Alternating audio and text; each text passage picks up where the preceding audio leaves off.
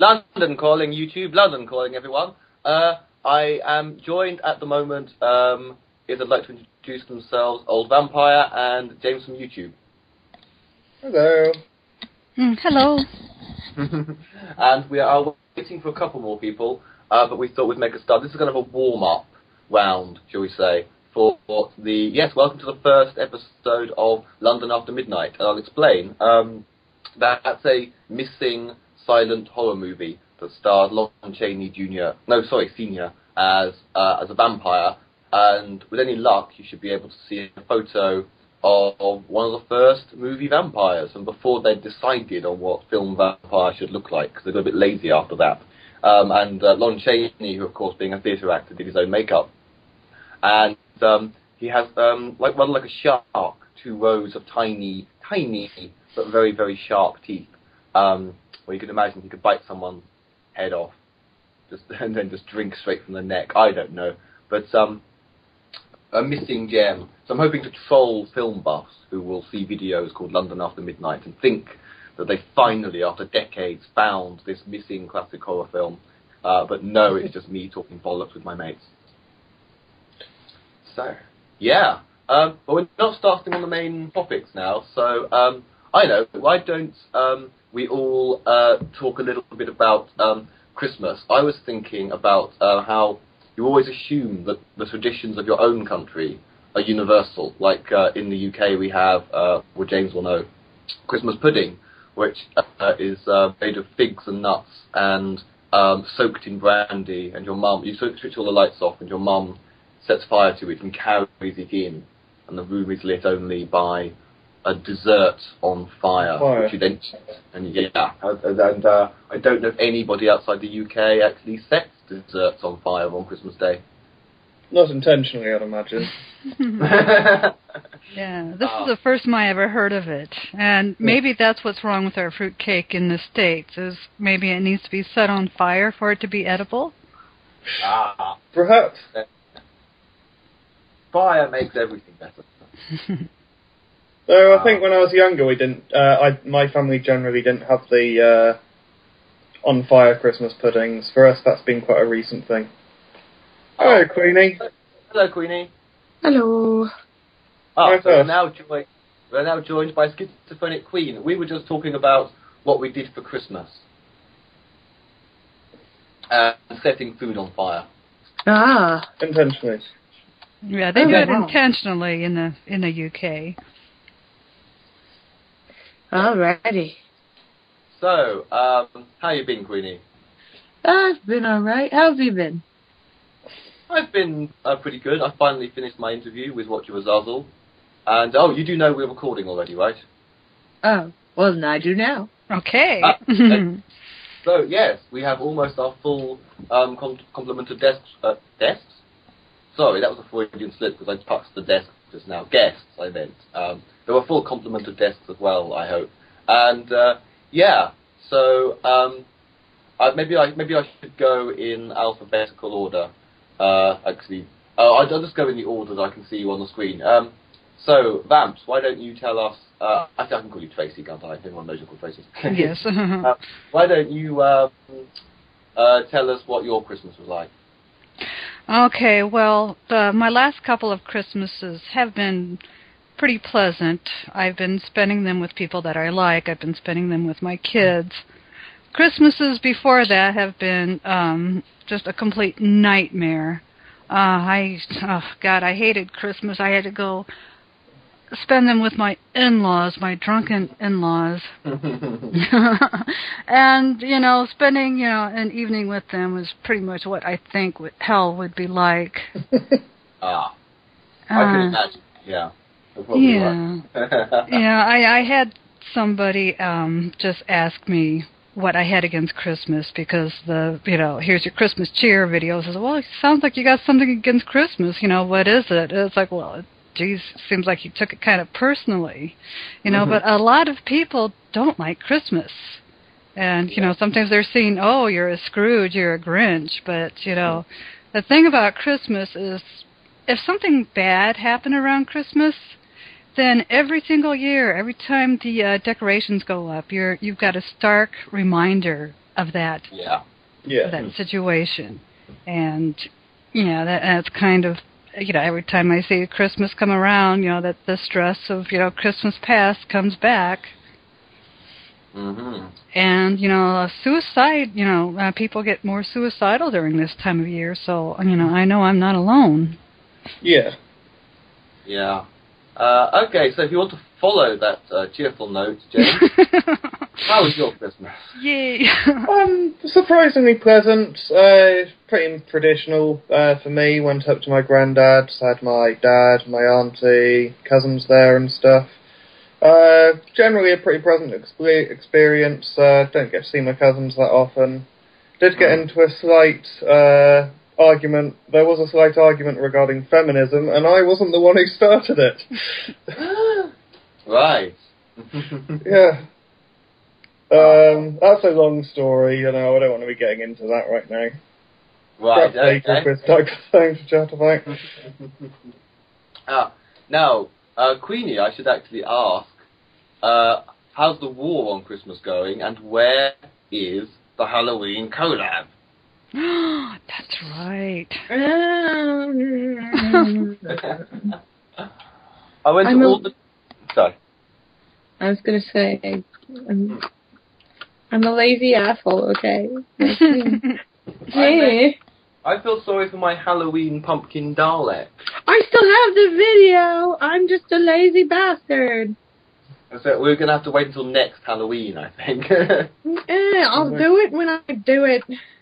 Hey, we could always do it for Easter. Aren't you even going to ask how my Christmas was? You're just going to be all like, I want the Halloween collab, Queenie, where is it? Don't make me get all, up in your grill and shit. Well, I know that you're not a big fan of Christmas either, so...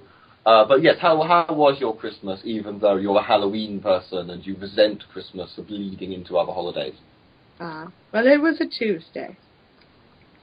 That's true. I remember you wishing everyone a happy Tuesday. Well, that's exactly what it was in my house, which it was just another Tuesday. Oh, okay, fair enough. And, yes, well, Jesus was born on a Tuesday. It's well documented.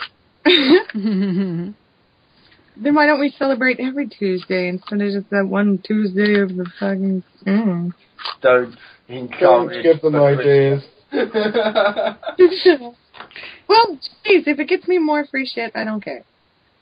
That's a good point. What's been everyone's favourite? We'll go backwards this time. So starting with actually I can't answer this question. What favourite free shit did I think I now have nice new jeans that fit me. There you go. What's the favourite new? Oh, with a Doctor Who calendar. What's your favourite new shit this year, Queenie? Well, I got a pair of leopard print pajamas the day after the apocalypse failed to happen. Hooray! Nice. Excellent. And James, favourite free shit this year? Favourite free shit? You mean last year? Oh, yes, sorry, last year, yes. Yes, favourite free shit last year, that would have been, I got given a coat for free from the charity shop I'm volunteering at, and it would have been a few £100 new, so wow. That was pretty good. Hooray. Okay. And I have a rough idea what answer Tracy might be giving to this one, but no, say whatever you like, Tracy. Favourite free shit last year? Wireless mouse. Oh, was that free? Well, it was given to me. Oh, okay. Yes. Oh, it was. Excellent. Yes. Is this your Minnie Mouse? Yes. It's about half the size of my regular mouse. And, the problem with it being wireless is that it's so much easier for me to lose. I can't follow the lead to it now. And it being smaller. I've decided always buy things with different coloured cables, because that makes it easier to untangle. Why are so many wires black? It's a conspiracy. Why is so much electronics black? Yes, it's no wonder that we get, all like, how the fuck do I untangle this? Where does this go? I don't know which thing to unplug because it's all... it's bad enough that everything I have runs through a USB, so I've got a USB adapter. So it's just insane the number of things I've got running. But yeah, I've got to so many mouses recently, and I'm currently using a Poundland one. That's the equivalent of the American 99-cent store. You can get mice in Poundland? You can, yes. Why was I not informed of this? It actually lasted longer and worked better than some of the more expensive ones I've bought. It's huge. I mean, it's more bigger than a mouse. I mean, you'd have to. It's more of a, not quite a guinea pig, more of a hamster. It's actually it's more or less the size of my fucking hand, but it does actually work pretty well compared. For a while, I had several mouses plugged in. One of which you could move the cursor with, and one of which the buttons worked. Just always alternating between the two. And then I went mad doing that, and I had to go to the only place really nearby. Pardon me, was Poundland, and actually I can recommend Poundland mouses. So there. And Tracy, I thought you were going to say my book. Oh yeah, well I didn't get that for Christmas, but Too late. But yeah, that was, I have to say that was my favorite. It was just I looked out on my foyer every day to see if it arrived, and finally it did. It did. So yes, in fact, I'm joined by 3 people, 2 of whom are reading my book, and 1 of whom has finished my book, which is now available on Amazon, linked in the description. And if you don't have a copy of his book, you are not one of the cool kids. Exactly. And also, can I say, with Amazon, if you live in the UK, the delivery is free, so you're not spending any more than a tenner on that paperback. And, okay, so, I'll actually open the video to see what questions and suggested topics there were. And, if anybody in the room has any suggestions for things to talk about, any talking points? No?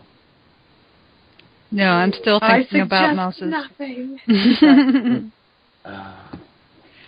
No, I was going to say one of the things I like about my Minnie Mouse is when I'm babysitting my granddaughter, I can hide it in my hand so she's not trying to grab it from me and accidentally false flagging everybody. I shall call it Minnie Mouse. Oh, that's the culprit. Yeah, I apologize to everybody for that. Excellent. It wasn't me, it wasn't the CIA or the FBI, it wasn't the Freemasons, it wasn't the bugs under Gloot's skin. No, it was, my granddaughter playing with the How old is she? She's a year old now. It wasn't me, it was the person who is too young to speak. Yeah. Of course. Yeah, she can't speak for herself, so yeah, it makes it easy to blame her.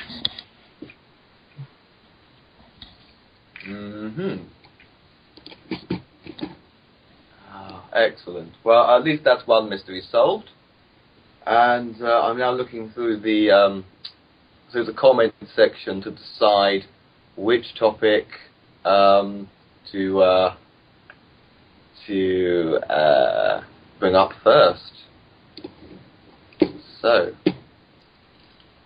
and on to the comment section. So, I have to dispel the persistent rumours that I will give up writing and arts in favour of a career as a cage fighter. I personally think that I can moonlight and juggle both of those careers. But anyway, speaking of war-torn consumerism, Queenie? I had a doctor's appointment today out of town, and my mom used it as an excuse to go to Lowe's. And we were in there, and she was trying to find some, like a bathtub fixture. And so I was trying to find somebody who could help us with that, but there didn't seem to be any employees in the area. I managed to flag down this guy who was pushing a cart to another part of the store, and he had called for somebody to come and help us out, but nobody really showed up. And I was waiting there for a while when I noticed that this other lady was waiting, and she was a shorter black woman with, like, short, wavy, voluptuous hair, and I just think she was really cute. And, so we're waiting there, and then I decide, well, you know, I'm going to talk to this chick. And so I walk up, and I was like, so you're waiting too, huh? And she's like, yeah, I've been trying to find somebody. I was like, well, I managed to flag a guy down, and he said he'd send help, but nobody's shown up. And, so we were kind of chatting for a bit, and then my mom comes up. She says she'd called my brother to ask him about it because he's been to plumbing school. And so there comes this moment where I have to leave this lady in the plumbing department in the Lowe's, and it's like, I don't know, like, it struck me as this, like, weird moment, like, you know, two people at a train station, and the train is coming, and only one person can get on the train, and you're kind of wondering if the person you're leaving behind is going to be okay. So, like, right before we leave, I turned back to this lady, like, right before we leave to go check out and stuff, I turned back to this lady, and I say, if I can find an associate, I'll send them back to help you. And then we just sort of left, but it was totally one of these weird moments in war-torn consumerism. Aha! Yes, I like that story for the faintly lesbian undertone, and also best use of the term voluptuous I've ever heard. So, thank you. Yeah. Fantastic. And, I'm trying to think, right, The Demon Witch wants to know how you fight a cage. Now, I only fight cages if they take the piss out of me, like if they really, really annoy me. So does anybody else have an opinion on fighting cages? We just have to know how to grapple. Yeah, they're quite easy to grab hold of. The closest I ever came to fighting a cage was fighting a monkey in a cage. Yeah, there was this little monkey in a shoe. Yeah, I don't know. There was a monkey in a cage in a shoe store. I don't know why. Anyways, but but yeah, he was a cute monkey in that, and I was standing next to his cage, and he was able to reach through, and he reached down in my pocket. I thought it was cute. I didn't think I had anything in my pocket, but I had taken a ring off and put it in my pocket, and he found it. Like, oh no, not my ring. And I tried to get it back from him, and man, that little monkey was strong. I really had to struggle to get it back. He was not happy. I did. I managed to wrestle it out of his little hands. Are you sure this was a shoe store and not, I don't know, a zoo? No, it was a shoe store. This was back in my childhood when there, when they didn't have, such strict laws about that kind of thing. Hmm. You're lucky that monkey didn't bite you. Yeah. Sorry about that. I just, wow. Okay, I'm hearing all sorts of things today that I did not expect. I think, James, do you have a story to top either of these two? I think, honestly, topping Tracy as a child fighting a caged monkey would be quite something. I fought people in cages, but never monkeys. I think that story really does kind of take first place there. Yay, for the win! I haven't lived, honestly. Yeah, you need to go to a Lowe's and have, like, lesbian undertones or something. In a few years, you'll be telling that story to your grandkids, won't you, Tracy? Yes.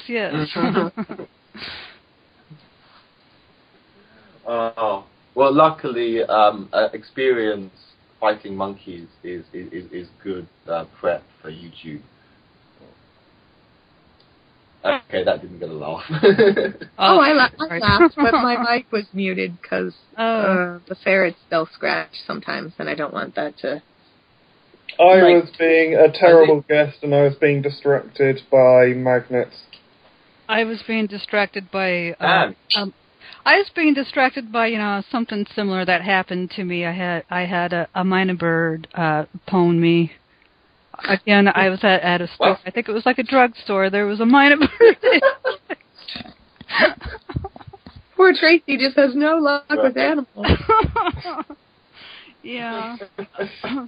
Now I'm worried to introduce you to my ferrets because they might pwn you too. I'll have to scald them severely. Yeah. It just goes to show I can be pwned by a minor bird. That's sad. There was a woman who was attacked by a bat in broad daylight, which grabbed onto her skull and wouldn't let go until she got to the hospital. Okay, here's that story. Yeah. That wasn't you by any chance, was it, Tracy? No, that wasn't me this time. Yeah, I thought I'd better check. Sorry, it might be me, but you broke up. I heard there was a woman, and then a pause. I don't know that everybody else heard the whole of that story. Did anyone hear the rest of it?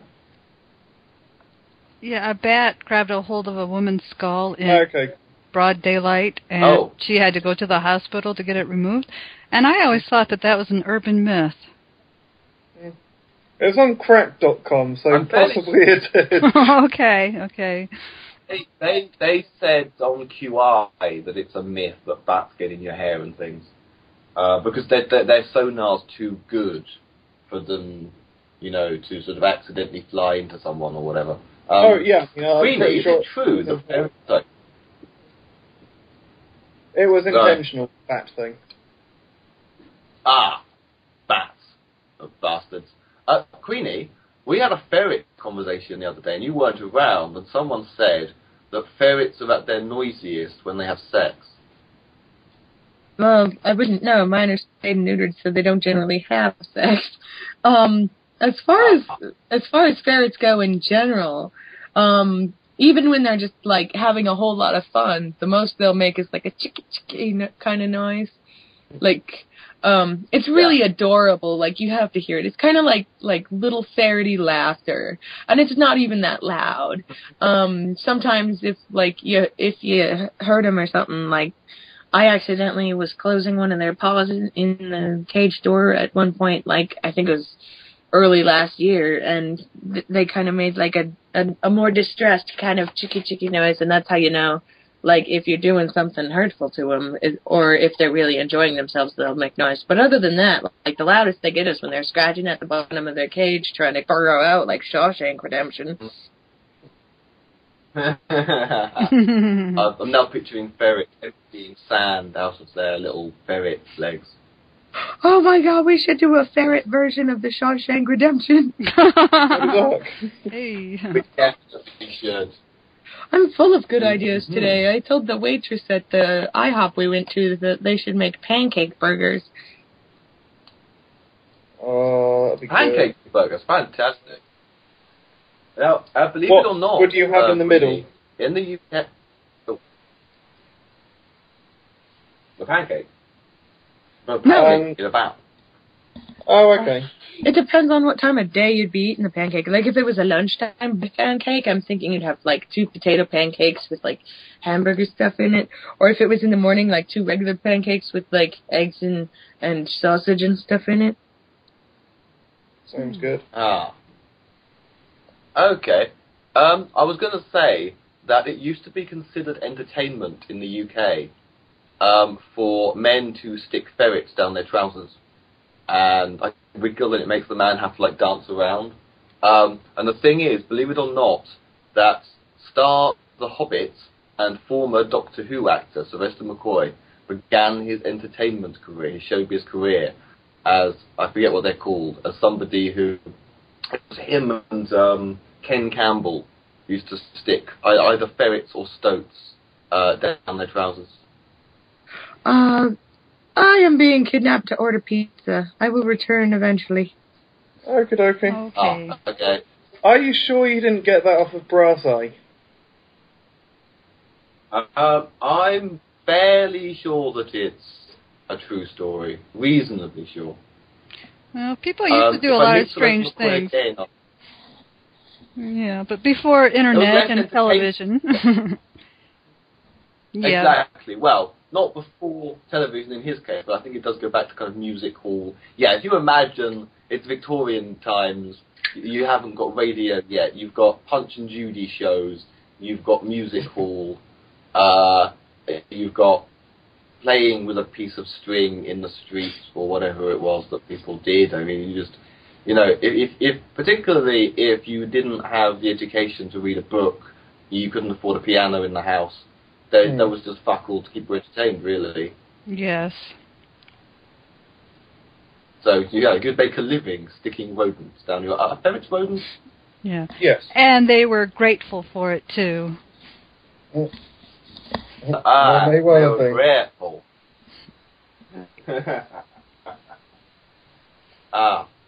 Yes, indeed. So, right, I don't know what to do topic-wise now, because... okay, let's talk about pizza. So, favourite pizza. I like seafood pizza. I consider seafood pizza to be the very best type, and here's why. Because the anchovy is salty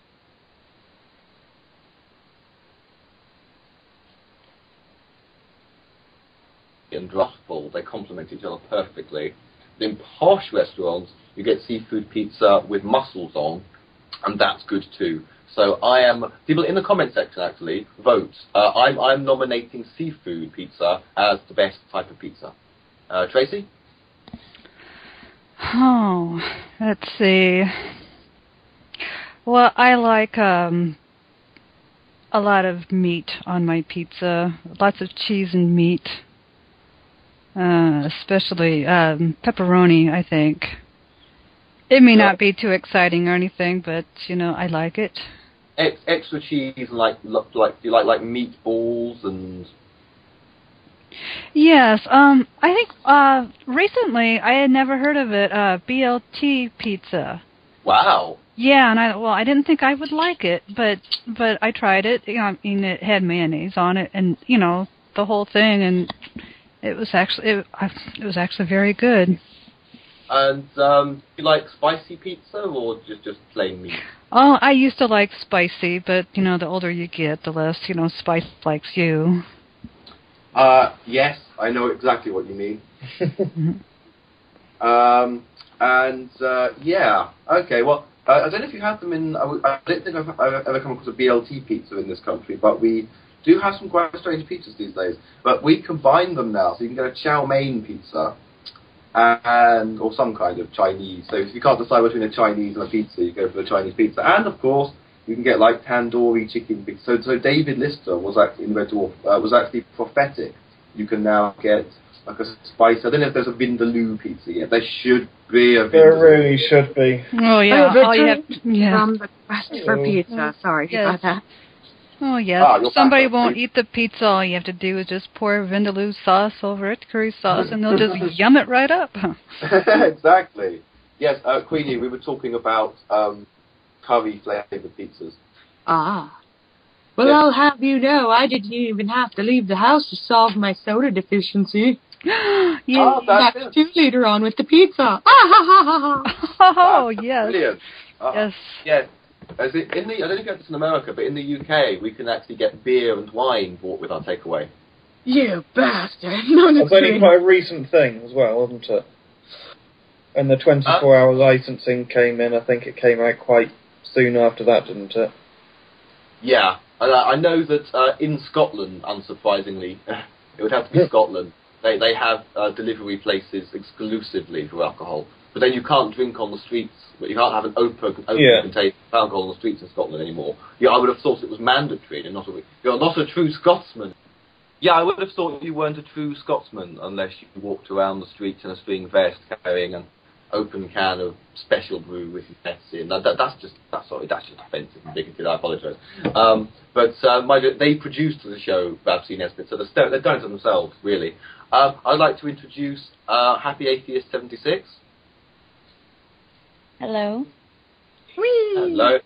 And we were going through, I think it's James's turn. We've established that I like seafood pizza, Tracy likes meaty pizza, and we're about to hear about, and then we had a conversation about pizza with curry on it. which I don't know if that's an exclusively British thing or not, because we're just going to end up putting curry on everything, I think. So, James, best pizza topping. I would have said seafood pizza as well. Flavour's just lovely, but it can be a little bit too much after you've tried to get through a whole 12-inch one yourself. I'll have a different pizza every time. I like to mix things up. I'm quite experimental at that. Even when I cook at home. Look, the last pizza I had at home was a pepperoni pizza with a whole pack of bacon put on top of it and half a wedge of cheese. Wow. Everyone noticed how I managed to let the whole 12-incher thing slide. This is how much I've matured lately. I was expecting that. Okay, so I'd say that's a partial second vote for seafood already, but there are pros and cons to the seafood and other pizza. Yeah, so yes, I don't think I've often had bacon on a pizza at all. Oh, it's lovely. I recently discovered that spinach pasta with Stilton grated onto it is absolutely fantastic. But anyway, that's pasta, that's a different thing. So, Queenie, best pizza topping? I like metaphorical pizza. Yes. It's way better than metaphorical fruit, I'll have you know. Right, okay. I'm going to rewrite Genesis. So it definitely has to be forbidden pizza. That's something. If I ever own a pizza parlor, it will feature metaphorical pizza and forbidden pizza, and people aren't allowed to ask what's on them. They just have to order them in blind ignorance. Forbidden pizza has to have apple on it. Yes. And snake. Snake meat. A snake meat Yes. pizza. Yeah, snake and I apple. wonder if it would work. With apple. It might do. Is it legal to put snake meat on a pizza? Why not? A question ever before asked in a Skype conversation. I'm very sure. Okay, so metaphorical pizza. I'm next time I bring up for a takeaway, I am going to ask for metaphorical pizza and see what they say. Okay. Happy Atheist. Or is it okay to use your real name?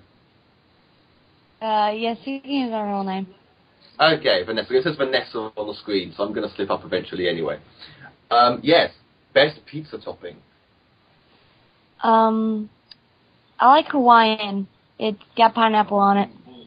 It's very simple. Yeah. And I had to follow Queenie. Yeah. It's anticlimactic.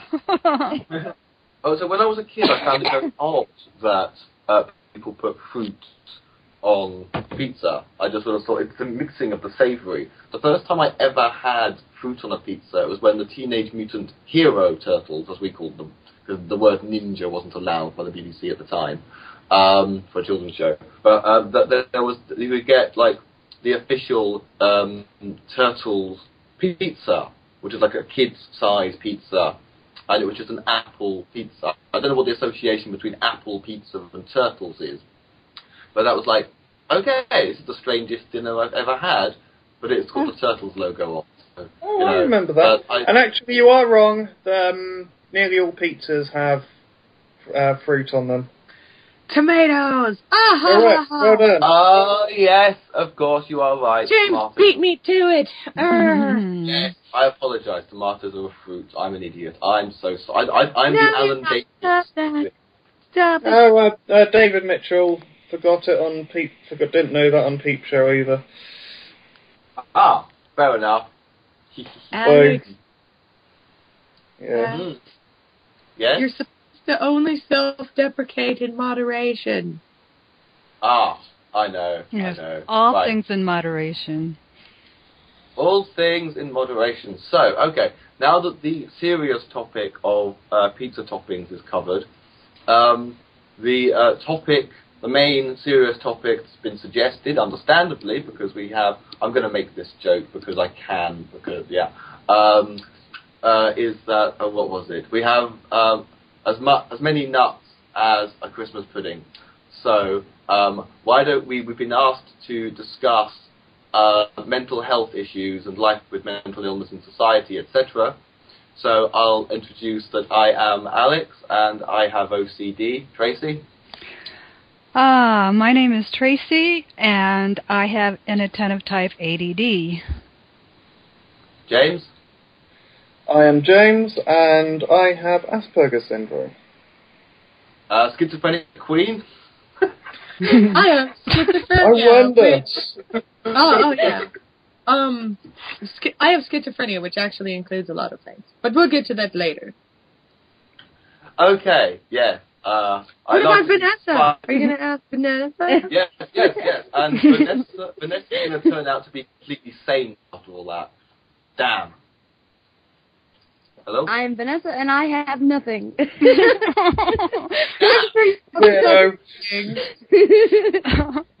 the weirdo on the group right now. Never would have thought that would happen. A token normaling. Righty-ho. Okay. So, well, tell you what, I've actually done several interviews recently fielding questions about living with OCD.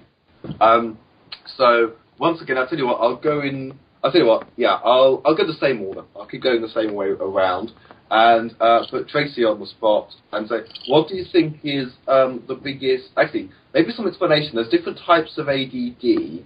Why don't you explain the kind of ADD that you have? Okay, well, I'll try my best. Okay. The type of ADD I have was first discovered in the early 90s, and then it wasn't diagnosed in me until about 10 years later. During that time, I was diagnosed with social anxiety disorder. Right. And so for 10 years, the way you treat social anxiety disorder is to go out and try to socialize as much as possible. And the more I did it, the worse my social anxiety disorder got. And then once I got diagnosed with the inattentive type ADD, social anxiety is a symptom of inattentive type ADD. And the way to treat that is completely different. To treat that kind of anxiety disorder that is a symptom of my type of ADD is to socialize only as much as you feel that you're capable of. Of course, there's some things that you're going to have to do, and if you don't really feel up to socializing, there are ways, you don't have, if you don't have to, then don't. If you're at a big party and sometimes you feel like you just got to get away, that there are ways of saying, oh, I just got to go out and take a walk or something. Yeah. People like me tend to more like just disappear. There's been, when I first started reading about it, I was just cracking up. I thought I was the only one that did this sort of thing. I was reading a book. It's like, this book is all about me. I can't believe it. But sometimes you'll feel like you just have to get away, and you just tell people, oh, I have to go out and get some fresh air or something. Because there's been so many times I've just felt like I had to escape for a little bit, and I would come back in. I would hear, has anybody seen Tracy lately? I don't know. She seems to have just disappeared. Yeah, I remember you initially being quite shy, because I'm responsible for your first ever Skype group call. Like, you were okay with one-on-one, but I remember the days when you would be in a group call and literally say nothing. People would forget that you were even there. Yeah, well, that happens in real life, too. Right, yeah, it's, social things are very, I can relate to anybody having difficulty. I tend to be able to throw myself in there, but sometimes getting away from people, well, not because I have social anxiety, I just have anxiety generally, but it can be set off by people, but whole subject really. So, how is that connected with, is it inattentive ADD? Yeah, and, well, another thing that I hate the name of it. I wish that they would change the name, because the inattentiveness is just a symptom of a more complex disability. Yeah. So Yeah. it doesn't sound like a real disability, but it is a very disabling disability. Yeah. Sometimes I think my type might be even more disabling than the hyperactive type, because you really don't want to be out there. You do kind of have agoraphobia and... Right. Yeah. So it causes agoraphobia. Yes, it's all part of it. You also feel like an extra sense of empathy towards people, and you would think having extra empathy would make you more sociable, but it just kind of has the opposite effect. You're afraid to say something. You're afraid you might hurt somebody's feelings. Even if somebody is being hurtful to you, you don't want to hurt them back, because then not only do you feel the pain that's being caused to you, you feel the pain that you cause back, so you feel like you hurt twice as bad. And it makes it, very difficult to win arguments at that. Right. Yes, if you're with somebody who doesn't mind going into attack mode. Yeah, not. But, right. So, okay, so it's a fairly recently discovered condition. See, it hadn't actually occurred to me, of course, but I suppose people have only really talked about ADD in the past couple of decades, haven't they? I don't know anything about when or how it was discovered, or... Yeah, well, the hyperactive type has been known about, I think, maybe since the 50s. Yeah. Okay. Rightio.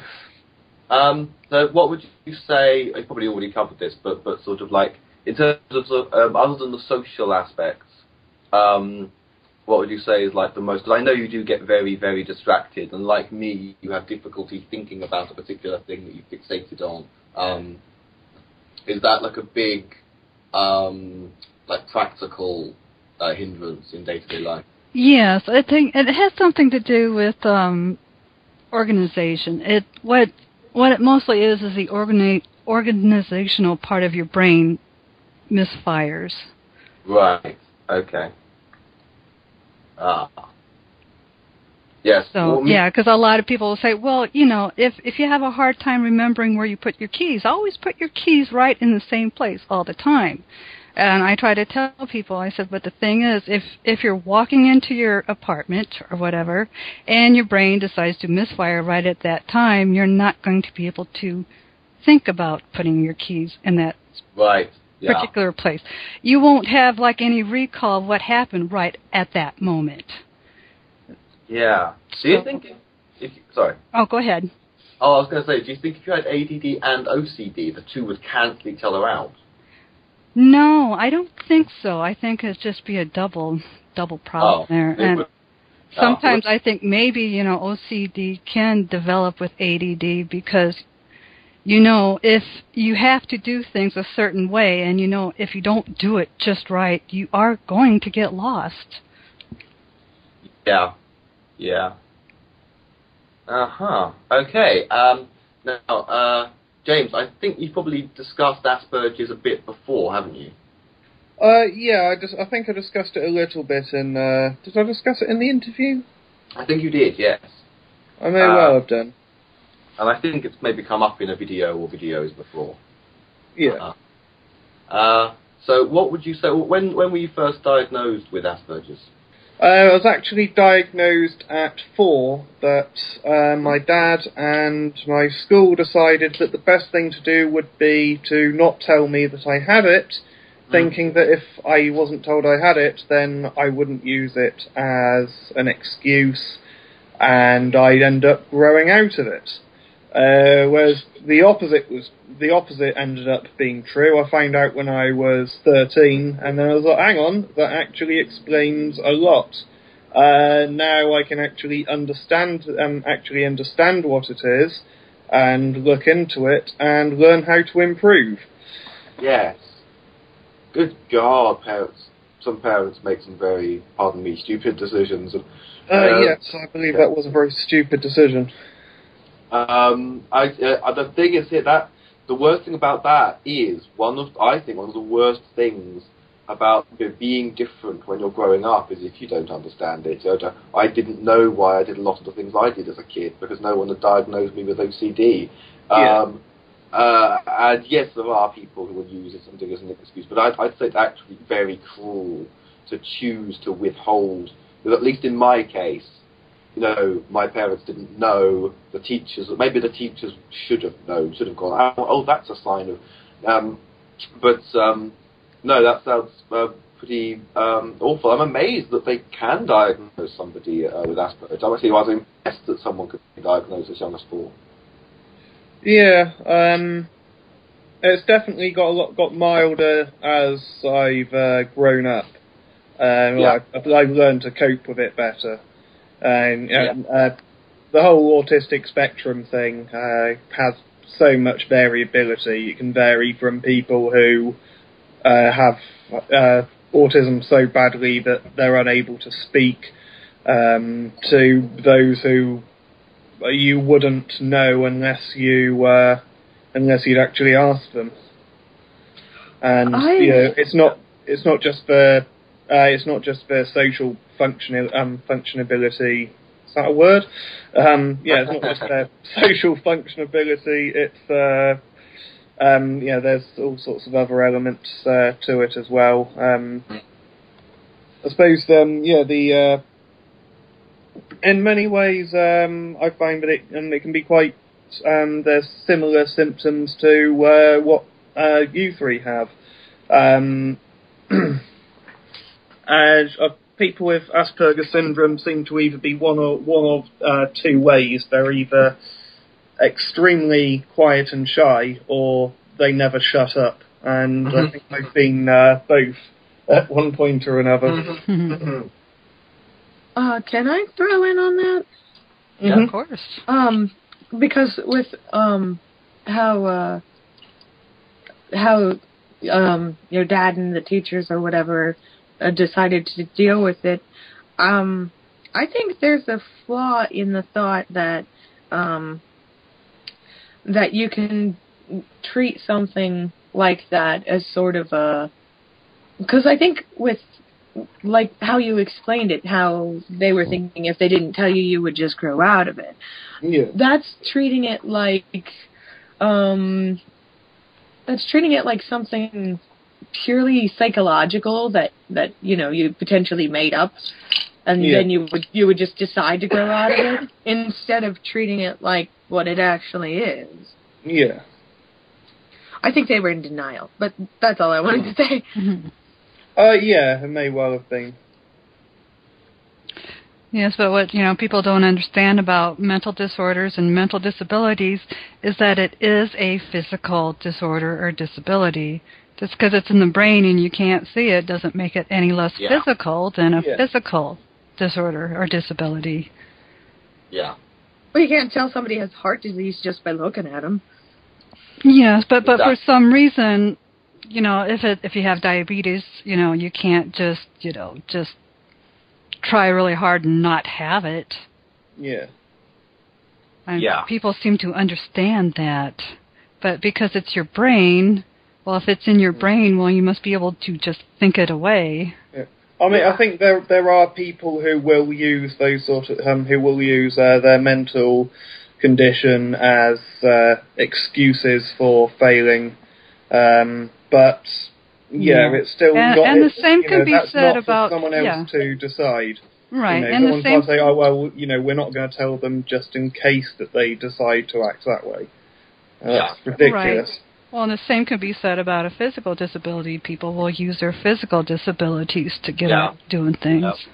Oh yeah, but I mean, no one's going to be like, I'm paralysed. I didn't know that. Whereas you can hide the fact that a child's been diagnosed with some form of mental disability or condition. You see, this is something... Sorry. Go ahead. I was going to say, people think that therapy is just lying on a couch and talking, but in reality, you're putting work in, and it's a fight, and it means admitting shit, owning shit, and you fight. It's one of the things I love about the film Dirty Filthy Love, in which a character loses his job, a marriage is destroyed. The main character treads in dog shit. He has OCD, and he ends up washing, because he treads in dog shit, he ends up washing his feet in neat bleach.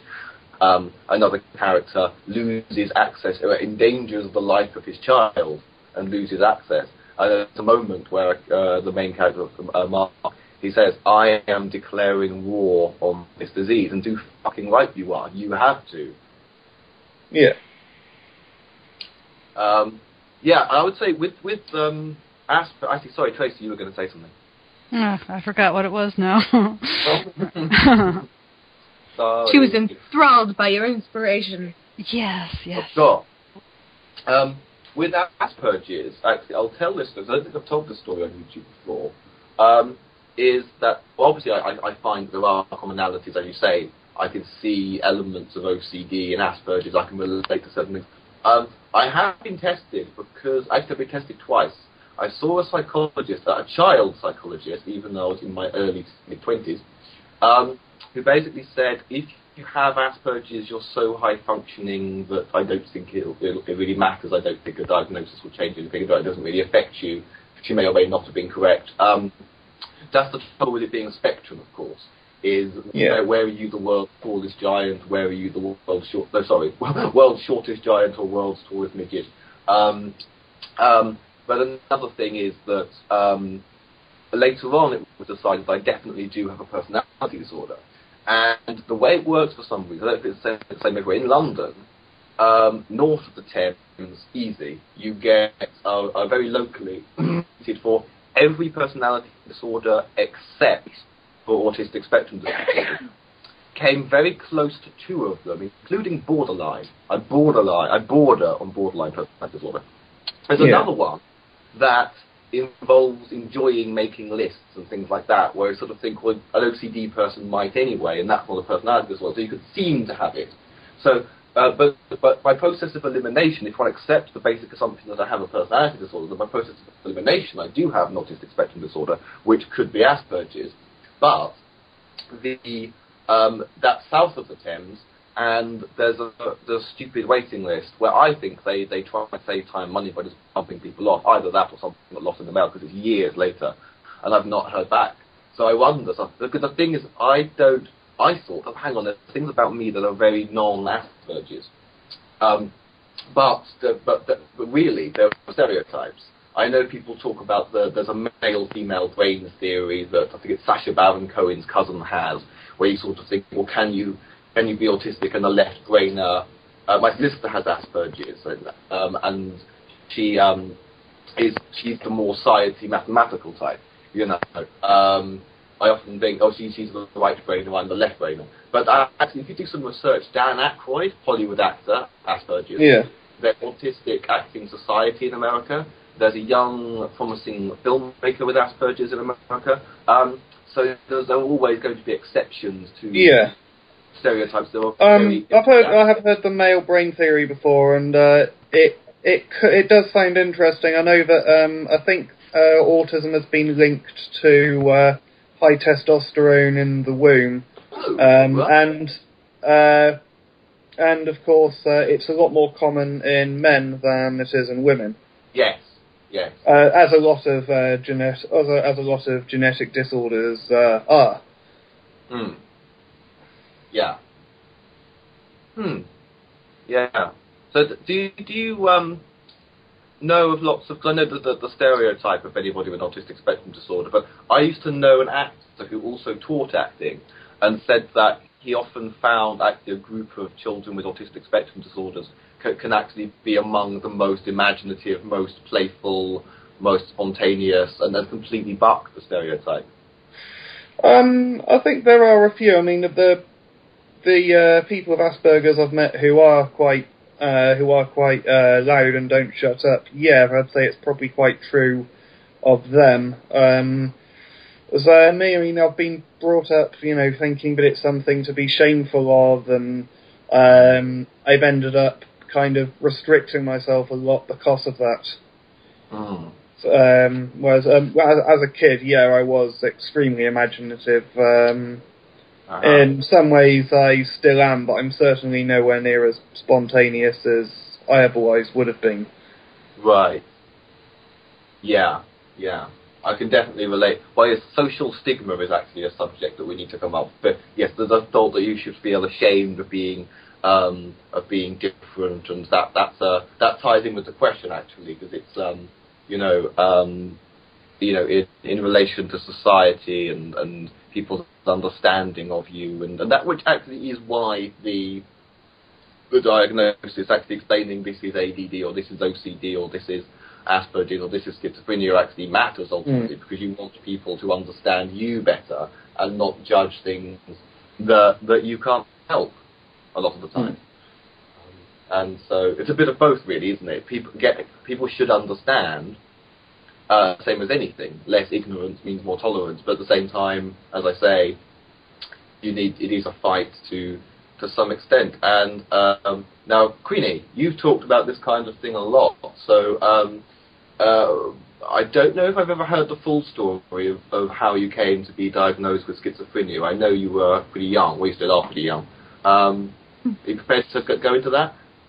Sure. I was hospitalized when I was in the military. And a lot of the stuff that happened there is, it's a doozy.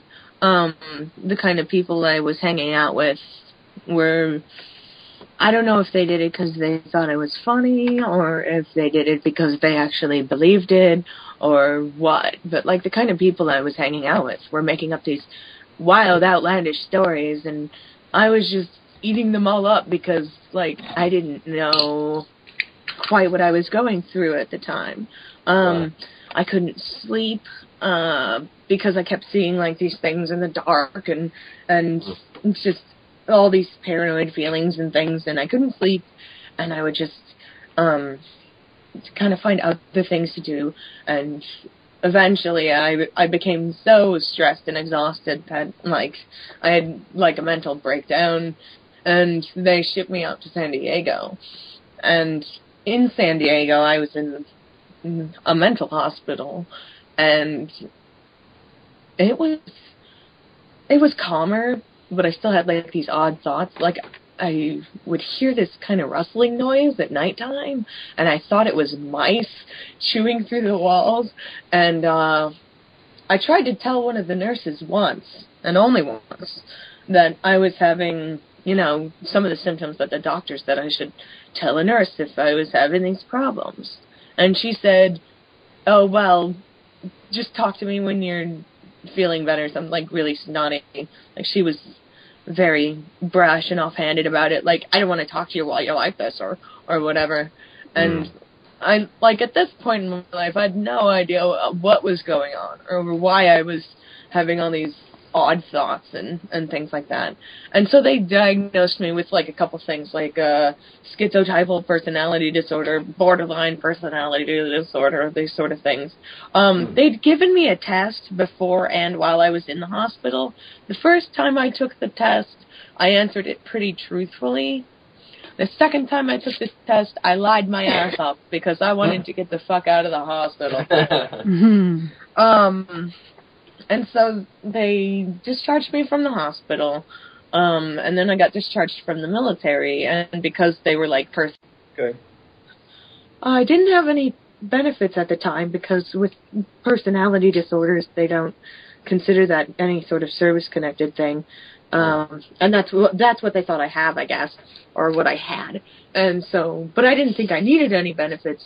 I thought, go home, recoup, and then go out and get another type of job, and then maybe it wouldn't be so hard.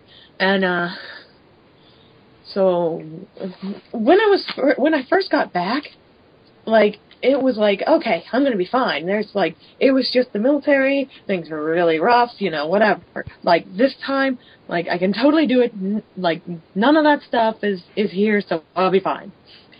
And it started off with small noises and just random things, and I would get like really scared. And I couldn't tell you why. Like, I think one of the times I got like overwhelmingly frightened, it was because the freezer was making ice. And just everything became threatening somehow, and I ended up staying up all night because I figured that was the most dangerous time, and then I would sleep all day, and there were all kinds of weird things that kind of went on, and one of the things was I thought my dog was a robot spy sent from the government to kill me, and I guess I obsessed about it a lot because my dad goes, well, we can cut the dog open to see if it's a robot, if it worries you that much, and I was kind of, whoa, and I was like, okay, I'll keep that to myself or whatever, but like, it was something about her eyes. I was like, those aren't the eyes of anything alive. And I got really scared of the weirdest stuff. And I would go into subcatatonic states, which I don't even know if I did them when other people were around, or if I just sort of happened randomly, and it just happened to be that I was awake when everybody else was sleeping, so that's when it happened, or that sort of thing. A subcatatonic state is when you can move around and interact with things, but mentally you're not there. You're somewhere else. And I always give that explanation when I talk about subcatatonia. I think actually that my parents wanted to think that it was just a hormone problem, because a lot of the problems I was having, I was keeping to myself because I thought they wanted to kill me. And so they didn't really think that I had anything seriously wrong, that I could just get some birth control or something, and that I would be normalized or something. And I actually only started getting treatment when they took me to the doctor to get birth control, and I was convinced he was like that they were collaborating with the doctor to poison me, so I had to get him to give me something different, or I was gonna die of horrible poisoning. And so I told him I'm seeing things, and because I was, but I told him like, I basically told him everything, and he was like, well, I definitely think that birth control is not something that's going to fix this. And that's when I started on the road to treatment. I actually had to write the most bizarre letter ever to my state senator to get an evaluation through the VA, which then got me benefits. I don't remember the exact contents of the letter, but it was something about how demons in the government were going to kill me and steal my soul, and it was one of those forms where you're supposed to make a request, but I just kind of made this odd declarative statements about demons in the government and stuff, and didn't actually include a question. So I ended up getting a call like a week later or something from this nervous-sounding secretary, like, we got your letter, we didn't know quite what you wanted us to do. And I was like, I need some help. And they were like, we'll get them to see you. Well, don't most American politicians believe in demons anyway? I have no idea, but apparently they didn't believe in the kind that I did. Queenie, are there different types of schizophrenia? Oh, yes. There's paranoid schizophrenia, disorganized schizophrenia, schizoaffective. There's even, like, they have a class of schizophrenia for schizophrenia that doesn't fit in the other schizophrenia categories. I think when I started out... Would that be schizophrenic schizophrenia? No. I think it's called general schizophrenia or something. Where you can have a... Huh? Isn't that catatonic? Oh. Yeah, catatonic schizophrenia is where any sort of schizophrenic thing that you have going on involves catatonia. What Where, have you found to be most effective as far as sort of minimising the symptoms? I have to think very intensely about the things that I'm experiencing. Mm. It's sort of a thought disorder. It's sort of a chemical imbalance. I'm not entirely sure what it is, but I know what it does. And I've had to pay very close attention to myself in order to figure out what it feels like when I'm experiencing something that might not be true, so that I can kind of stop myself and be like, now wait a minute, remember this. This might not be true here. Mm-hmm. So, would you say that you're a fairly typical example? Well, we all know you're unique, Queenie, but what I mean is, if you met someone else with disorganized schizophrenia, do you automatically kind of recognize, that's another person with disorganized schizophrenia? I'm not sure presently if I could recognize somebody else with some sort of anything, really, because I don't know if it's because... I think it's because I've been isolating so intensely lately. Right. But nowadays, anytime I go out, if I'm not with somebody, I get really intense social anxiety. I was in the shrink's office today, and it was fine in the beginning, and I went in and I talked to her, and it was okay. And then I get out to the waiting room, and she kind of leaves me off by myself, and there's all these people there, and I almost started crying. Oh. You're writing a kind of semi-autobiographical book. See, how is the book coming along? The semi-autobiographical one. Or the one that I'm writing about caterpillars, horses. Oh, I didn't know about the other one. The one that's kind of based on your experiences, some of your hallucinations and things. I think of it as, you read just some of it, and I think of it as a sort of biography of things that didn't happen. That was the one you were discussing on the train in the road trip videos. Oh, that one. That one's based on some hallucinations I've had, but it isn't strictly hallucinations I've had.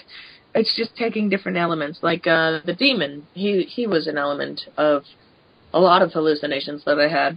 And the part in it where I talked about how the girl was looking for a way to stop the all-consuming emptiness. That's actually one of the symptoms, or one of the side effects, I guess you could say, of schizophrenia, is that you tend to be less capable of forming strong bonds with people. And as somebody who doesn't particularly have any sort of strong family bonds to start off with, and given that, I grew up all over the place, so I don't particularly have any strong bonds of friendship with anybody either, it's like being in a dark room under a spotlight. I mean, I remember one time I was in the car with my dad, and I just started intensely apologizing to him because I didn't feel like I was close to him. And he turns to me and he says, I thought we were close. Are you okay, Queenie? We can stop if you want. I'm sorry, I didn't mean to cry. But the thing is, I think it frustrates me to the point of tears when that happens, because I feel this gap, but then other people don't even know that it's there, so I don't even know if I made it up or not. Maybe it's just a matter of perception. Yeah. I didn't mean to get all teary on you. Sorry. It's okay. Do you want to discuss any more, or do you want me to move on to Vanessa? Vanessa, tell us what it's like to be a normie. Yes, I wanted to say that. When were you first diagnosed with clinical sanity? At the age of birth. Right. You've always known you were a normling. Okay, so are there any social stigmas with being normal in society? No. How has being normal affected you personally? I'm normal. Like, so. Ah, excellent. Well, I guess if you've always been normal, you wouldn't know what it would be like to be anything else. Yes, that's very true. Ah, okay. I know that's one thing with, people ask, what's it like to have Asperger's syndrome, and it's like, quite often I'll just respond with, well, what's it like to be normal? I've got nothing else, no other experience I haven't got normality to compare it to. Yeah. That's a good point, yeah. And with long-term conditions, you just sort of forget what it was like. Yeah.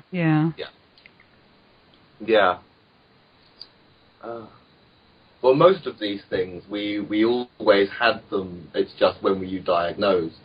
But I don't think, I can't remember any age where I didn't think and do things that you would call OCD.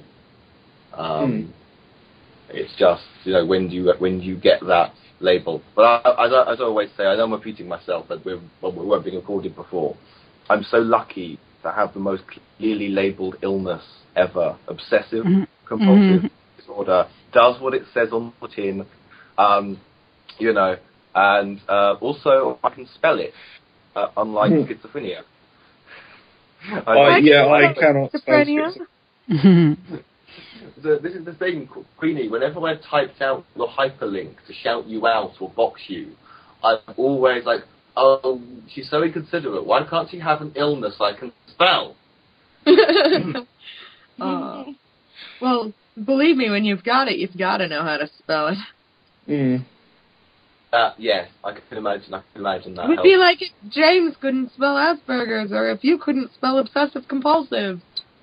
Exactly. Actually, well, I tell you what, I was typing to somebody, I was trying to advise somebody on cognitive behavioural therapy, and I managed to misspell the words cognitive, behavioural, and therapy. At least you didn't misspell CBT. Well, yes, it would be quite embarrassing if I misspelled that. It would be quite embarrassing if I misspelled OCD. It would just be. But then, as everyone knows, those letters should be in alphabetical order. Actually, that makes me think of a good way of carrying this on, because last year I discovered that Dr. Samuel Johnson, writer of the first dictionary, had OCD. Actually, apparently he had OCD and Tourette's. On QI, they remarked on how beautiful it is that somebody with Tourette's would be a poet, because he was a poet as well. Although we don't know what his actual symptoms were. And I always think, if people want to have a go at people with OCD, then they shouldn't have the right to use dictionaries to correct people's spelling, and playing Scrabble would be far more difficult. The concept, a genius with OCD woke up one morning and said, I'm going to take all the words, put them in alphabetical order, and define all of them. So I did also actually, there are a couple of YouTube videos with all the famous people who have or have had OCD. Apparently it includes Einstein, but from what I've heard, Einstein had everything. Einstein was dyslexic. Einstein had Asperger's. I don't. So it's sort of like that. So true genius comes from having as many problems as possible. Apparently. Although actually, a physicist. A physicist having dyslexia apparently makes sense, because there's something about, you might know about this, James. You're the scientific one of the group. There's something about three-dimensional thinking that dyslexics have.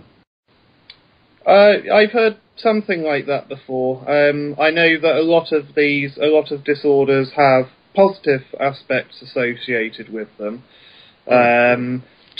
People with Tourette's can quite often be extremely creative. People with Asperger's are often extremely good with maths and science and analytical thinking. So I've noticed a lot of people on YouTube, disproportionately far too many people on YouTube have Asperger's syndrome. I've noticed that. Yeah. And, I think that's because, people who, with Asperger's, they've got a lot they want to say, but being essentially socially retarded, it's very difficult for them to express themselves in the outside world, whereas having time to stop and think before you put things into words and script it and that kind of thing, they can quite often do extremely well.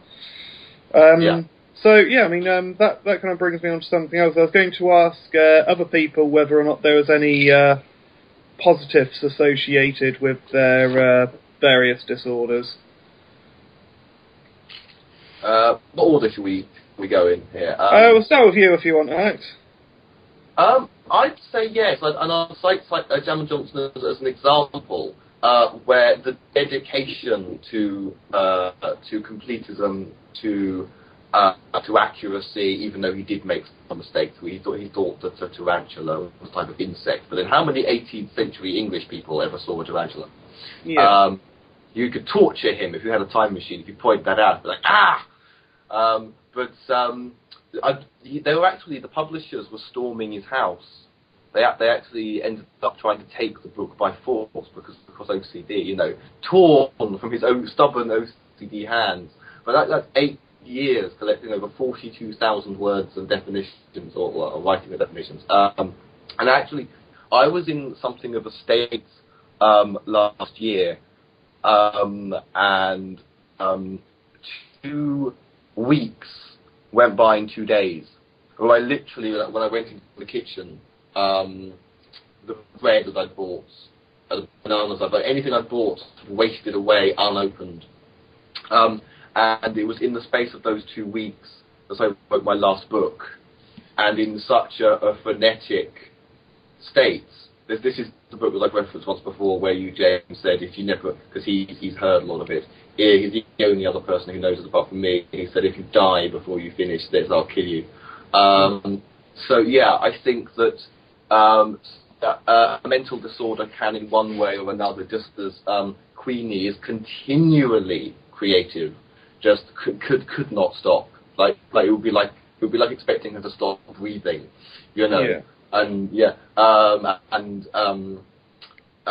it's just certain things drive you to do so out of necessity. I'd even say actually that I developed writing as a teenager as a form of cognitive behavioural therapy before I even knew what it was. I think I instinctively, because it is a way of controlling and containing thoughts, and in a way dealing with a thought in a way that I think with How to Lose Friends and Alienate People, now available by Amazon, linked in the description. That was, as I said, poured in. That was the world poured into my filter. Eventually, deal with these thoughts, deal with, and then you feel like you've kind of let go of something when you give it up. A bit like, Samuel Johnson is such a perfect metaphor, because how can a dictionary ever be completed? So, yeah, and I'll hand the floor over to somebody else.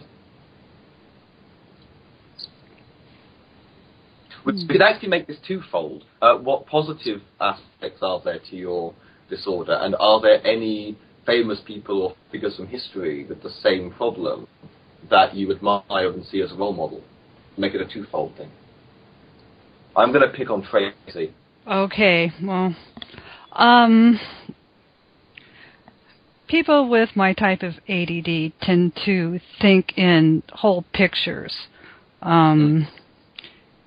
That's why it's difficult sometimes to learn. Until you see the whole picture, you're kind of lost as what's going on. But once you see the whole picture, you kind of know what's going on, sometimes even better than anybody else might. I noticed, started really noticing around 11, 12, something might happen, and then my brain will just kind of just go, well, if this happens and this might happen. We have a way of seeing patterns emerging, and it has a way to do with the way our brains hold information.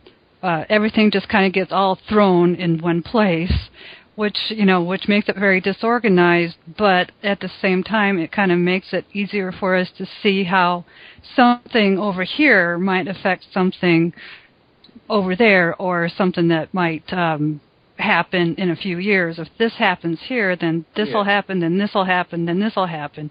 And during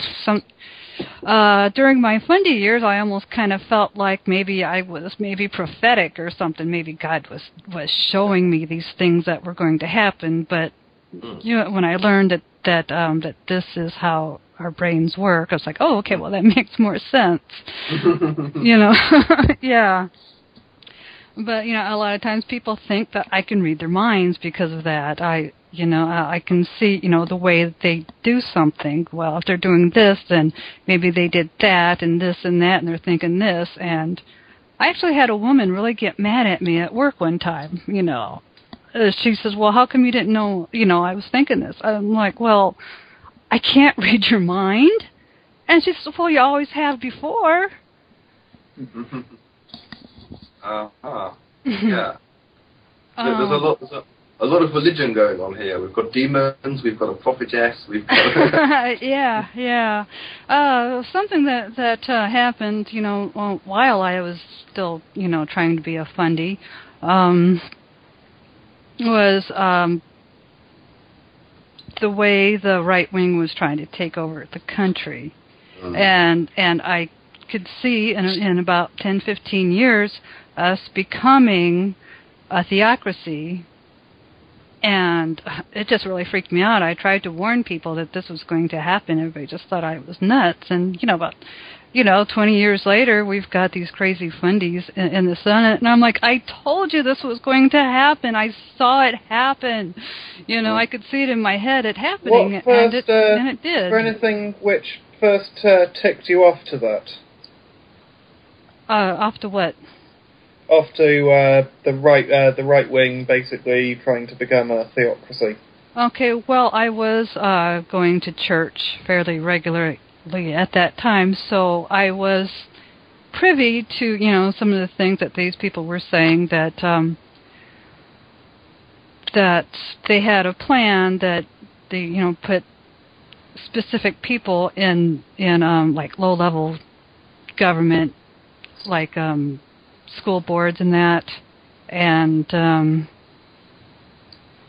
then build up, go up. How do I say that? Okay, I don't really quite know how to explain that, but start out, on the local boards, and then, go up higher and higher, in the government, and it just, the plan, it was perfect. I couldn't see how it wouldn't work. Yeah, and this was before the internet and all that. And I don't know how to pronounce that big long word. It starts with an M, Machiavellian. Oh, Machiavellian. Yeah, but that's kind of the plan. That it was kind of using that playbook. At the time, I didn't know what that was, but I thought, oh my God, that's genius. And I was thinking at the time, even though I was trying to be a good fundy and all that, I knew that, in order to keep our religious freedoms, that our country had to stay secular. Yeah. And I thought, joining a religious cult or group or whatever is something that should be voluntary. It shouldn't, the government shouldn't force you into a religion, which kind of made me a bad fundy. But but it was that kind of thing that really made me question my religious beliefs, and it was, just little by little. I just, I slowly became an atheist after that. Ah, excellent. That backfired a little bit then. Yes, it did. Yes. I'd actually say, and that could be its whole. Before we forget, because we haven't got to Queenie yet, but before we forget, I would actually, James hasn't answered his own question. But before we forget, that's actually the relationship between our disorders and religion is something, and I can chip in with OCD as well. But then with OCD and Asperger's, we've got statistics there, I think. But before we get to that, James, what would you say is the most positive thing about Asperger's, and who's the most famous Asperger's sufferer that you most admire? There's loads of famous Asperger's sufferers. I suppose Bill Gates, richest man in the world, Asperger's syndrome. Yeah, pretty good example. Of course, Einstein, many people think that he had Asperger's, although I don't think that we'll ever know, because you can only really diagnose it in a living person. Right. Also, lots of people think Da Vinci, Newton, all of that lot. I suppose, most positive, analytical, enhanced analytical skills. Most people with autism tend to be extremely skilled in a single area, but as I said, with me, I was made to sort of feel, a bit sort of ashamed about it, so I kind of forced myself into exploring many different areas. So, I'm kind of a polymath as a result. I can pick up certain skills extremely quickly. Oh, okay, that's cool. And Queenie, so most positive thing and famous or person from history that you most admire? As far as people who I would admire with schizophrenia, it's not something that's particularly smiled upon in the media. I mean, the only kind of reference I would even have to somebody of potential notoriety with schizophrenia would be the movie A Beautiful Mind. I think schizophrenia plays on creative thinking, and it doesn't even necessarily have to come out in the form of art. Sometimes it can come out in pretty much, I think, any kind of form. I mean, as far as I'm aware, it can be music or art or math. Mine comes out in a very visual way because I'm so easily visually stimulated. I just, basically, what I do when I'm painting or making things or really anything like that, I'm making something that's visually pleasing to me, and that's just what I'm doing. I don't particularly use any kind of technique or anything like that. I mean, it just sort of happens. Like, I puke stuff onto whatever I'm working with because I want it to look nice for my eyeballs. There's a quote. I love it. You better quote that. Okay, Vanessa, are there any positive aspects of being normal? And of all the normal people, famous or from history, who do you most admire? I can't even come up with a clever retort for that. You have the hardest job on this show. Yeah.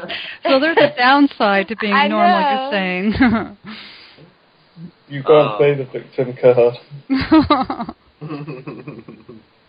Oh.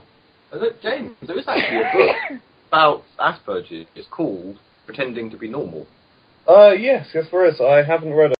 I actually have a copy, but I haven't read it either. I borrowed it from my sister during a time when I thought that I might have it. I should get around at some point anyway, I'm sure it is. I like the title anyway. I think Pretending to be Normal is just a brilliant title. Yeah. Pretending to be normal is hard, because you never know if you're doing it right. Any tips, Vanessa? Yeah, well, I found the harder I tried to be normal, the more strange looks I would get. I actually found out if you just watch it, people, and imitate the sort of, and I should explain, because part of schizophrenia is that you can have inappropriate responses. So I might think something is terribly sad and end up laughing hysterically. That's something that can occur. Usually I'll laugh when I'm scared, if that happens. But well, that happens with normal people too, though. yeah. But like the thing that I found, because I think after a while of being schizophrenic, I didn't remember what it was like to interact on like a sort of normal level. So I would watch people and I would just imitate their responses to certain scenarios. And sometimes there will come a scenario where I don't have any sort of prior knowledge of an appropriate response, and so I just won't do anything. Psychopaths have that problem too. Don't knot me in with those psychopaths. No. The psychopaths are people too. Well, I guess technically. I think it depends on the functionality. Like, I think when they talk about psychopaths killing people or whatever, like, that would be, like, a low-functioning psychopath. But if, like, I think in order to be an efficient, like, businessman or, like, in the government or something, like, in any sort of powerful degree, to any sort of efficiency, I think that would be considerable as, like, a high-functioning psychopath. Mm-hmm. Well, I have heard it, called a psychopath is a sociopath that's smart enough to know how to act like they're not a sociopath. So a psychopath is pretty brilliant just by definition. Well, that's kind of like in movies. If you look at any sort of movies where there's that character who's obviously, like, the quote-unquote dumb one, it actually takes somebody of considerable intelligence to pretend to be stupid. Oh. Yes. Interesting point. And a very chilling conversation suddenly. Yes. Sorry about that. Went off topic, maybe. I don't know. So, I was going to say, I believe that statistically people with OCD and people with autistic spectrum disorders are more likely to be atheists or to become atheists.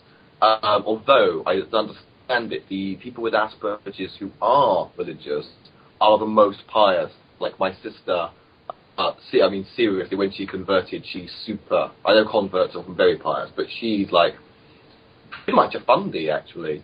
Just 2 science degrees and questions evolution. And is learning Greek so as to read the Gospels in the original language. But statistically, we tend to question things more and can't cope with I would say that with OCD, you're less capable of cognitive dissonance. So me reading the Bible in my early 20s, and maybe this is true of a lot of people, I think with OCD, even more likely to be guaranteed to become an atheist, or at least to reject the claims of religion, especially when Jesus contradicts himself in the same book, for example.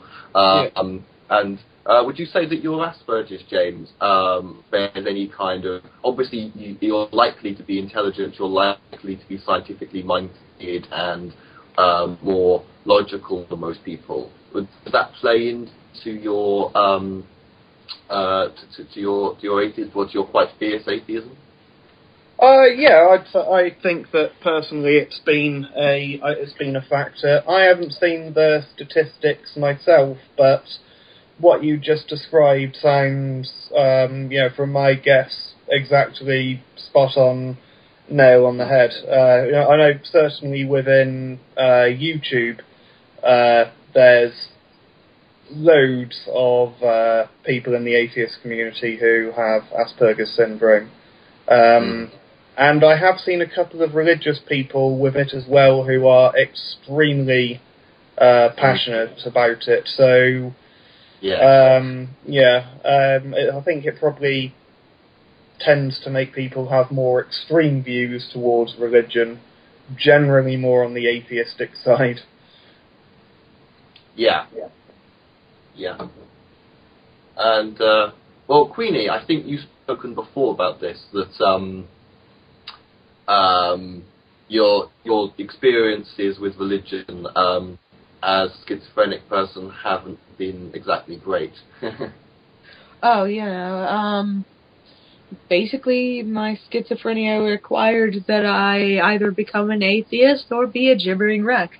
Because when you're having a trans-dimensional love affair with a being that wants to steal your soul, all you really need to do to solve this problem is kill God.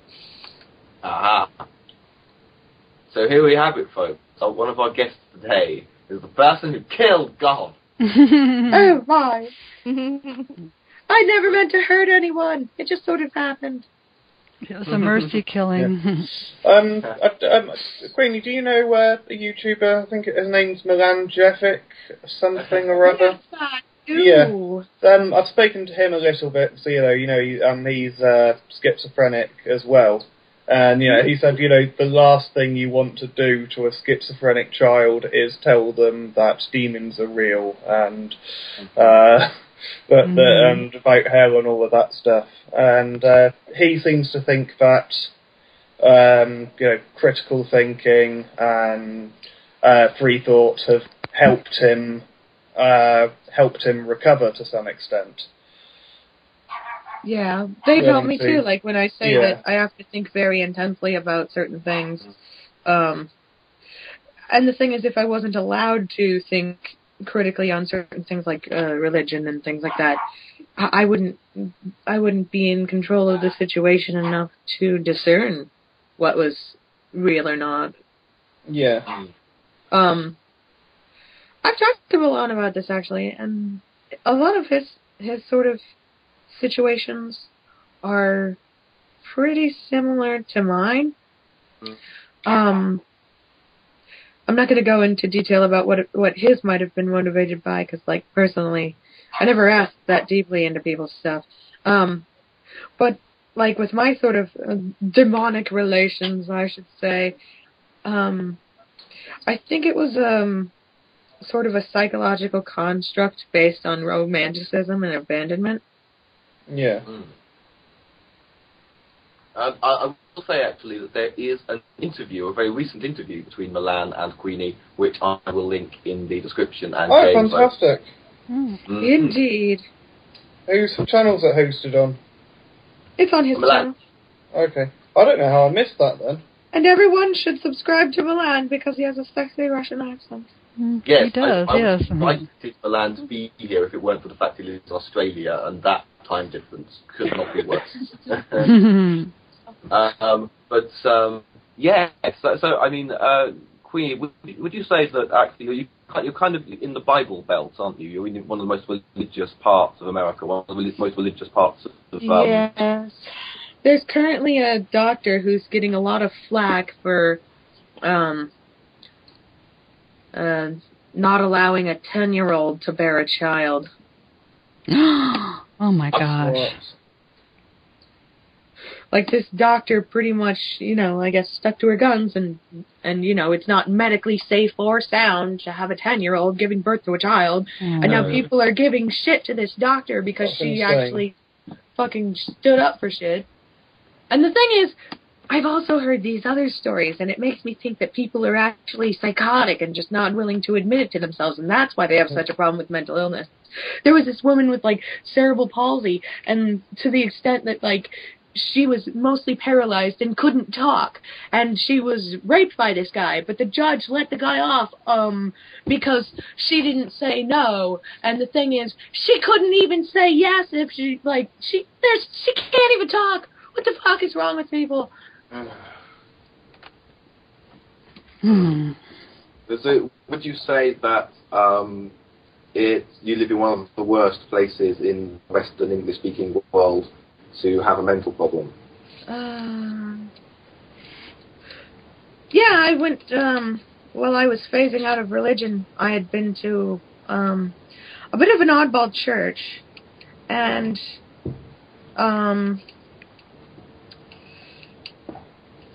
they were talking about how it wasn't really schizophrenia, or, like, that's the sort of idea that I got, because I ended up going to that church through the local comic book store owner, who doesn't run a comic book store here anymore because he couldn't afford to keep it open, and he had to watch out for his own finances and things, so he ended up closing shop. But I ended up going to the church that he goes to for a while, and the thing is, he said that he didn't think I could be schizophrenic because I was so intelligent, which is kind of like flawed thinking on his part. Yeah. In the church he went to, they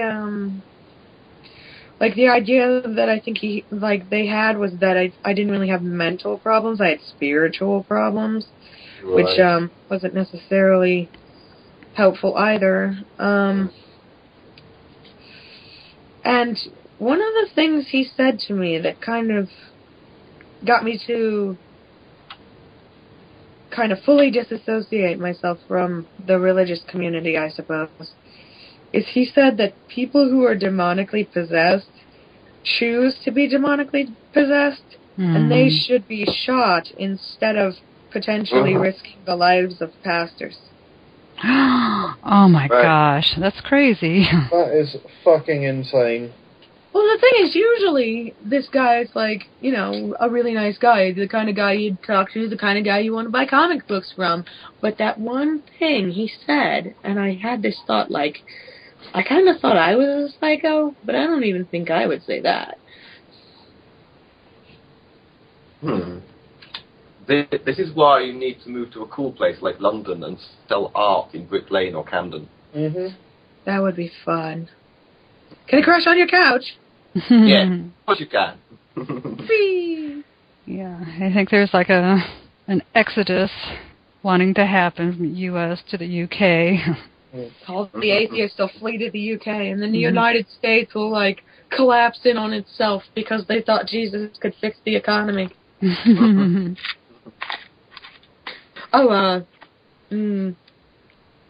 Shoot. So, Vanessa, how does your normality affect your atheism? I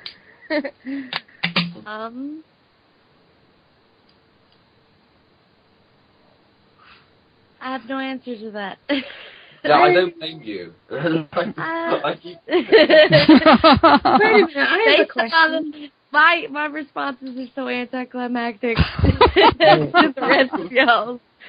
Oh my goodness. There's nothing I can say. Oh, you poor dear. I'm listening though. I'm observing the conversation going on. So I'm learning. At the least. normal person is outnumbered by the crazy people. So we're getting sorry, Queenie has a question. Oh, I was going to ask, are you even an atheist, Vanessa? I mean, I don't mean to, be calling people out or anything. Her username is Happy Atheist. Oh, yeah, I think I was confusing her with somebody. This happens, and I do apologize, because I get people confused, and it's not really that they look the same, or they have the same sort of name, or anything like that. I don't even know what would cause the confusion, but, I have no problem having Christian friends and blah, blah, blah, and for some reason, I thought maybe Vanessa was one of my Christian friends, and I was being really rude. Oh. No, actually, I do the same thing. Sometimes I'll do the same thing, and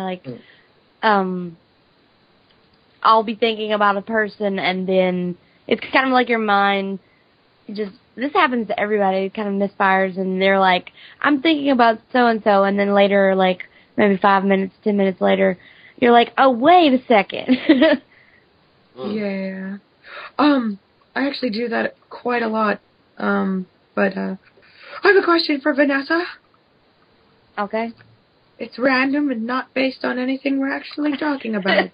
Do you think I would look cool with honey-colored eyes or violet eyes? I think that you would look good with violet eyes because it's a very unique color. Cuteness. I had contact lenses as a teenager, but it didn't make a huge amount of difference though. It wasn't that, but quite a subtle lilac sort of colour. Yeah. I think it would be cool if I wore one of each, and then demanded that people call me dog. Oh, would be it's cool. huskies that have angel eyes, isn't it? The two different colours. But why didn't you get those cat-like eyes? Although you end up looking like a vampire. I would have, but they only had like, I don't know, these are like Hollywood luxury color lenses, so really they're only going for like color and not like some sort of weird pupil shape thing. Plus when I get the ones that have like the slit look on the eye thing, like my slitted eyes always end up crooked. Yeah, that Like I'll have one slitted eye that's straight and the other one's like cockeyed, and it's like, damn it. You know, you can actually get luminous ones. They're slightly more expensive, but you can get like proper glowing vampire eyes. Yeah. Oh, that's cool. Like they glow in the dark and Oh, stuff. yeah, I've heard those. Yeah. That reminds me of Guam. You could really freak somebody out. Come in at night, you know, I- be sleeping and they wake up seeing a pair of eyes glowing at them. Oh yeah. In Queenie's neighbourhood, they would actually burn them at the stake. Yeah. Oh, yeah. Like that, they'd be like, that's it, that's the final straw, burn the witch! Mm. Or they Well, might you be already- really judgmental. You've already I'm stopped. already pretty judgmental. I've had people tell my family members not to let me around their children because of I'm so dangerous or something. Go on, Alex. And you could point out that schizophrenic people are statistically less likely to commit a violent crime. And they would call me a liar and burn me anyway. Right, yeah. Yes, I know. You've been stopped for looking suspicious for having an unusual hair colour. Your hair blue at the time. Yeah, I was blue, and the officer like drove around the block 4 times before he finally stopped me. And he was like, "You look suspicious. Can I see your ID? Where are you staying at?" And I was like, "I live here in town. Here's my ID. Have I committed any sort of crime?" And then he was like, "We're just making sure, blah blah." And then he asked if I was like, if I was wanted anywhere, like if I was like wanted for arrest or anything. I'm like, I had that thought in my head where I'm like, if I was, why would I tell you? And then Yeah. I was like, just give him a straight answer. He's not going to be as understanding as Border Patrol was. Or no, wait, this was before Border Patrol. So, my retrospective interjections. But because when I was on the road trip with Agent of Doubt, we got stopped by a Border Patrol group who were doing like random road checks to make sure that none of the Mexicans were getting over, and which sounds terrible, but I guess that's pretty much how it is. And the guy, because Agent of Doubt's truck was like completely packed, like except for the 2 front seats. That's it, right? So there's like no room for like anybody else to be in there. And he kind of looks in the back and he's like, okay. But like it's like you knew he had to ask it because it was a part of the script. And he was like, do you have anybody else in the vehicle? And I piped up with, not unless you think we could fit a contortionist in there. Oh, excellent.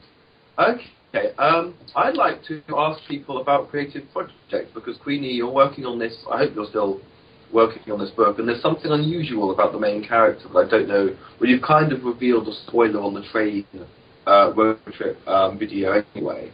But I wondered if you wanted to kind of share another thing that you didn't mention earlier to do with this character that she goes through. Well, part of the plot is that she will continually die. Aha. Like a lot. Yeah. Like unnecessarily and all the time. Best kind of character, I think. It's like the book about Kenny, only Kenny's a chick. And okay, and Vanessa, you're writing a novel.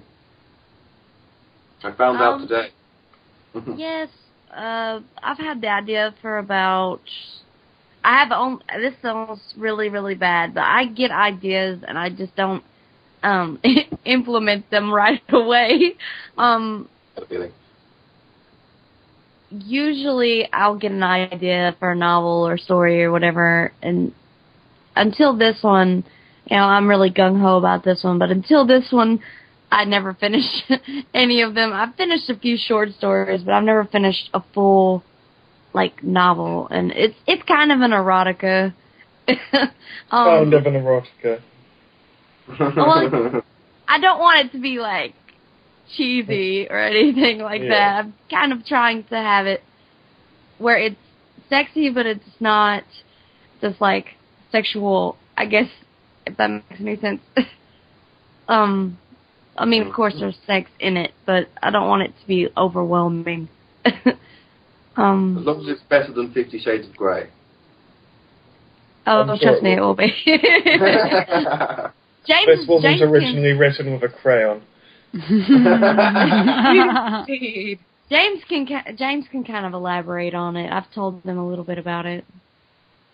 Aha, she's passed the buck to you, James. I can pass it to you, James. Great.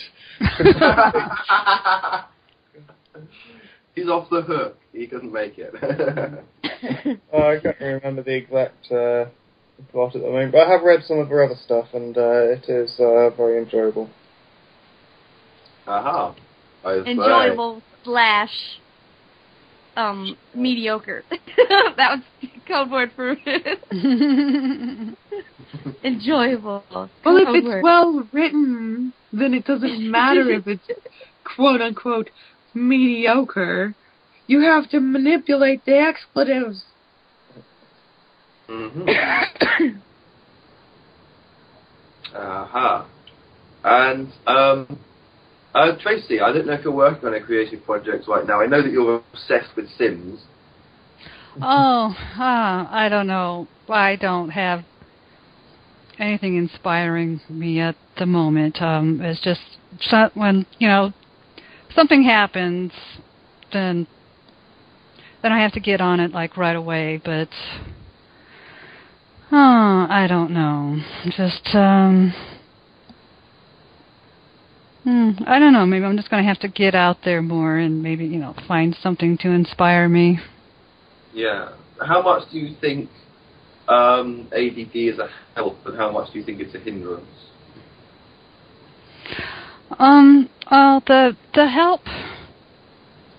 Okay, see, I can see the whole picture of something. It's like, I see people. It's like and then either or, false dichotomy kind of thing, and sometimes I feel like I can maybe put like a different flavor on the subject. The hindrance is actually getting off my ass and doing it. The preparations. I have to do it while I'm thinking about it, or while my brain is actually working. I just never know ahead of time if my brain's going to be working or not. Yeah. I'm like that with YouTube videos nowadays. There was a time when I uploaded 2 or 3 videos a day, and nowadays it feels like a bit of a chore. I was like, I have been doing more where I'm not on camera, and I find, not doing the live type. It's so much easier. But somehow I feel like it's cheating because, some of the best stuff I've done, I haven't even bothered to get out of bed to do it. I hadn't even had breakfast yet. And, I'd get like 200 views right away on those. And it's like I feel kind of guilty. I didn't even really try. And then the ones that I really, just spend weeks on working on, and it's like, 38 views, that's it? That's bad. I make videos where I'm still putting my face on, which is disgraceful. No. Not everyone in this room got that reference, but well, I think, James, you've got quite a few kind of creative projects on the boil, haven't you? Yeah, I've got a fair few. Some of them I can talk about, some of them I can't. I'm doing the Debunking Feminist Theory series at the moment. I've done 3 parts to that so far and a clarification to one of them. I've got all sorts of things where I've been like, yeah, this is going to be a 10-part series, and then I never even do part 2. So, I mean, perhaps over this year, get on the case with some of those a bit more. That's cool. Yes, I have noticed that you tend to upload quite a lot of quite long videos. Lately it's been ridiculous. You know, ever since I've had the ability to upload videos over 15 minutes, it's like I've been struggling to keep my videos under half an hour. You know, I've put videos out which are over 3 hours long. For fuck's sake, you know. Oh god. Yeah. But I know a lot of work goes into putting projects like that together.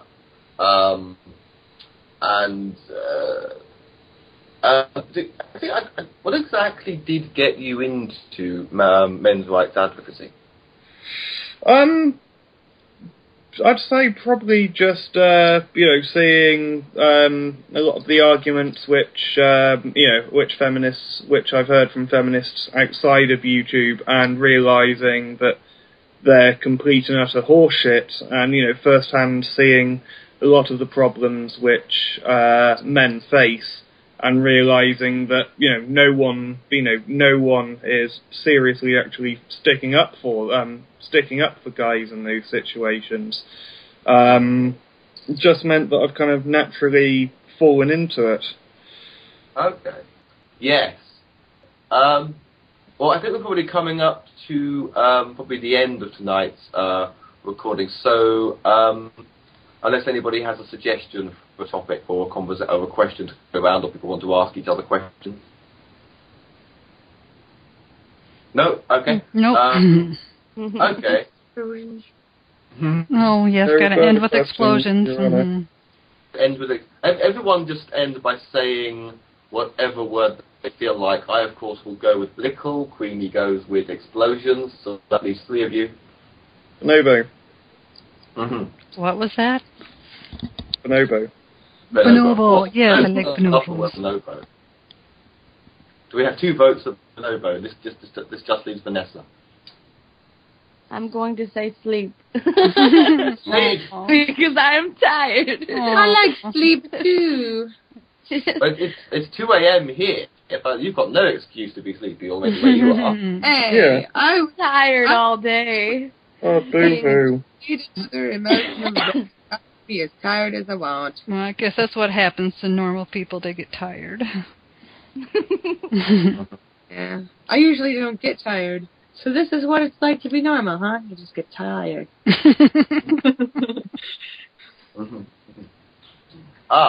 Okay, right. Well, thank you for everybody for coming. This has been the first episode of London After Midnight, and I think it went very well, and I hope everybody enjoyed it. So, Thank you very much. Bye. Bye. Meow.